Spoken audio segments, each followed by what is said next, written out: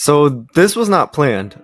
Originally, today's plan was to just watch one Sith history video, and I actually just watched Halo 3, like the cutscenes in the game about like 2 hours ago. I had a small lunch break, but the thing is, when they started talking about Exar Kun, and also like started getting into a story of how he met, uh, crap, I forgot.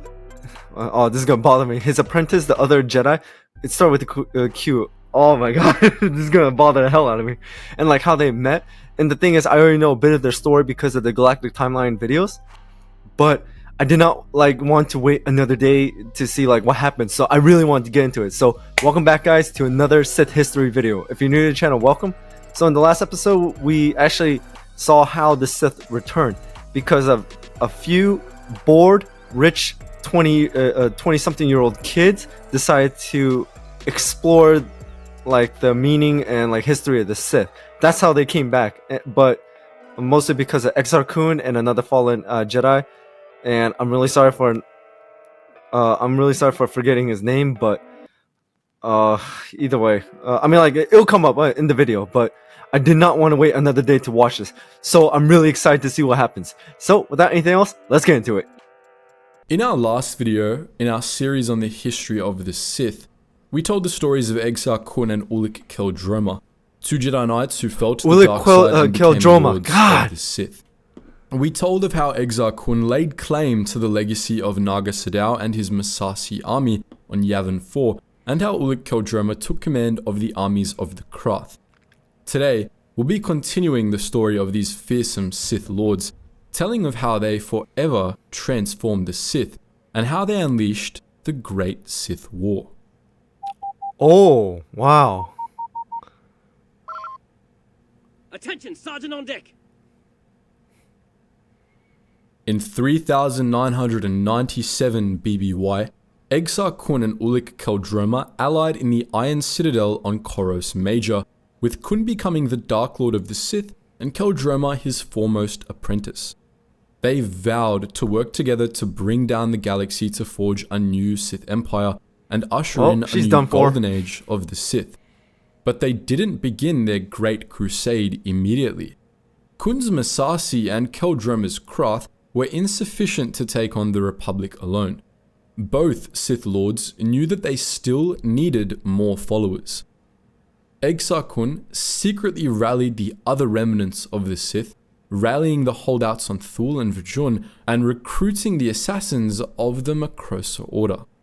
The Makrosa seized control of the Tapani sector, including the shipyards of Fondor, expanding the fleets of the Sith, while Kun and his Sith loyalists resettled many of the lost Sith worlds, building the spaceport city of Dreshdae on Korriban. But Exar Kun wasn't overly concerned with these acquisitions. He wanted to recruit Jedi to his cause, hoping to undermine the Order from within. Ulic Qel-Droma, meanwhile, came into contact with invaders from the edge of Republic space, the Mandalorian Crusaders. For decades, the Mandalorians had been harassing targets throughout the Republic's northern dependencies, led by the ruthless Mandalore the Indomitable. In a few years before the rise of the Krath, Mandalore and his Crusaders had even pierced the borders of the core worlds, devastating Basilisk and setting up camp on Kuar in the deep core, close to the borders of Krath space. As Qel-Droma rallied the armies of the Empress Teta system, the Mandalorians began attacking Krath patrols, looking for a new target to pillage. Qel-Droma faced Mandalore in single combat on Kuar and emerged victorious, winning the Warlord's allegiance. The Mandalorian Crusaders joined forces with the Krath, and Qel-Droma, Alima Keto, and Mandalore led them in a series of raids on vital Republic shipyards, attacking Foros and Vento with unrestrained ferocity. Whoa. In the process, Mandalorians as allies? Yeah, dude, the Republic's screwed. Amassing a fleet that Qel-Droma deemed large enough for the war with the Republic. Meanwhile, Exar Kun returned to the Jedi homeworld of Ossus. He preached to the Jedi Order's younger, more ambitious members, falsely claiming to have been made a Jedi Master after destroying Friedan Nad, captivating the apprentices with promises of a new golden age. Kun They didn't lured suspect many of the these Jedi Sith- to Yavin 4 where, Sith mark with on the his help forehead. of Sith spirits, he turned them to the dark side. Between these and many other willing converts, he formed an army of Dark Jedi, the Brotherhood of Wow. the Sith. This was the first time in galactic history that the Sith rallied an army of fallen Jedi against the Republic, but not the last. In 3996 BBY, with their armies assembled, the Sith went to war against the Republic. This war was less a concerted effort than a series of loosely connected rampages, with the main thrusts simply continuing the Mandalorian Crusades and the Krath Holy Crusade. The Sith and their allies didn't really attempt to capture territory, sticking to their holdings on Yavin, Korriban, the Empress Teta system, Mandalorian space, and the Tapani sector. But their fleets, nonetheless, ran roughshod across the entire galaxy, dealing great damage to the Republic and the Jedi Order. One of the earliest of these rampages was the Dark Reaper campaign, in which Exar Kun's Sith loyalists unleashed a powerful Sith superweapon, the Dark Reaper, against Republic forces in the Tyon cluster, devastating Makam Te and Raxus Prime. Oh, But I think I Ulic remember that from Keldroma was a old horrified at the weapon's Star Wars effects, game called and Jedi he Starfighter, secretly I leaked think. information to the Jedi, teaching them how to stop it. The Jedi ultimately destroyed the Dark Reaper in a battle on Thule, but this was only the start Yeah, of the great that is. Sith It is the War. game. At the same time, Krath fleets broke out from the deep core and began a campaign of rampages across the Republic, while Mandalore called forth new armies from Mandalore the planet to open new theaters of the Mandalorian Crusades. As his fleets escalated the Krath Holy Crusade, Ulic Qel-Droma leaked a message to the Republic, leading Republic commanders to believe that the Krath's next major target was Kemplex 9 near Ossus. But as the Republic Navy rallied at Kemplex, Qel-Droma, Alima Keto, and Mandalore led the vanguard of the Krath and Mandalorian fleets against their true target, Coruscant itself. They With the attacked bulk Coruscant. of the Republic Navy at the other end of the Polemian routes, the Krath and the Mandalorians had the drop on Coruscant, and their initial attack did massive amounts of damage. Qel-Droma personally attacked the Republic military's main command center and attempted to force the staff there to order all Republic Navy units to jump to the same coordinates, hoping to have them all jump into each other and thus destroy a good chunk of the Republic fleet. But while Qel-Droma captured the command center, Alima Keto saw her chance to be rid of the fallen Jedi, who had begun to overshadow her among the Krath. She ordered the Krath and Mandalorian forces to retreat, despite the fact that they had the advantage, and they abandoned the assault on Coruscant. In the process, Wow. she allowed Ulic to be captured by the Jedi. Even as the Republic emerged victorious on Coruscant, the Krath cut a bloody swath across the known galaxy. Krath fleets traveled down the Polemian Run, winning battles on Chazwa, Tanab, and Gaza before embarking on a crusade through the heart of galactic civilization. A campaign to cut the slice in half. Krath forces hit Nazri, New Absalon, Randon, Sikapos, Atahox, Nixor, Dalang, Lanik, Bothawui, Mande, Lerator, Wow. Ando, Edessa, Rhodia, cutting all the way That's from a the lot. Polemian to the Corellian Run. Meanwhile, the Mandalorian Crusaders ravaged Iridonia, Alpharides, Thespias, and Contrum. Together, they threw the entire galaxy into disarray. Yo, As this the is Krath crazy. and Mandalorians laid waste to the Republic, the Galactic Senate hoped to boost morale by putting Ulic Qel-Droma on trial. But during the trial, Qel-Droma was defiant, and the trial was interrupted by a surprise Massassi attack led by Exar Kun and Mandalore. Kun used a Sith spell to freeze the occupants of the Senate Hall, rescued Qel-Droma, Whoa. and then gave a speech to the assembly, using his Sith powers to force the Supreme Chancellor to echo his words. Kun proclaimed that the Sith Empire would rise again, ushering in a new golden age, and that the Republic was insignificant in the face of his plans. He then killed the Supreme Chancellor and made to leave, but his exit was blocked by Vodo Siosk Bas, his former Jedi Master. Using his Oh, yeah. newly crafted double-bladed lightsaber, Kun struck down Siosk Bask and left Coruscant with Mandalore, Ulic, and the Massassi in tow. Kun's speech to the Senate was broadcast across the galaxy, and it served as a signal for the Brotherhood of the Sith. All at once, Kun's followers rose up and attacked their Jedi Masters, murdering many in cold blood. In this brief but devastating Jedi pogrom, Exarch Kun's Dark Jedi massacred most of the existing council and many other prominent masters and knights. Once Ulic Qel-Droma was free, he and Exarch Kun planned their next big attack, a genuine assault on Kemplex 9. They tasked Alima Kito to lead the offensive, putting her in command of the Corsair, Naga Sadal's old flagship. Under Kito's command, Not a good idea. the Krath fleet attacked Yablury and Kemplex 9, and then hid out in the nearby Kron cluster to await the Republic's counterattack.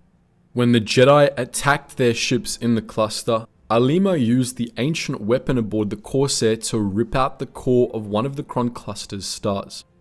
In the process, however, she destabilized the whole cluster. As Kun and Qel-Droma had planned, the entire Kron cluster went supernova, killing Alima, her followers, and the Jedi in one great explosion. But the worst was yet to come. Ossus, the home of the Jedi for 20,000 years, was close to the Kron cluster, and the supernova threatened to cleanse its surface of life.